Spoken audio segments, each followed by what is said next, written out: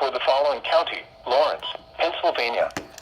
The National Weather Service in Pittsburgh has issued a flash flood warning for Lawrence County in western Pennsylvania until 10 p.m. At 7:06 p.m., radar indicated heavy rain in the warned area. Flash flooding expected. Estimated rainfall up to 2 inches. Additional rainfall up to 2 inches.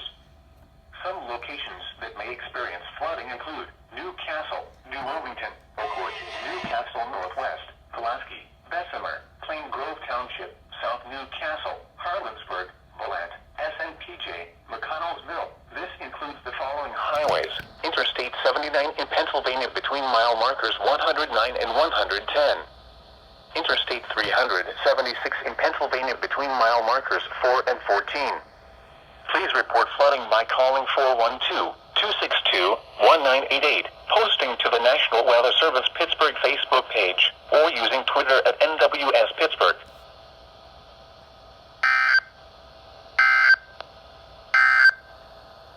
Weather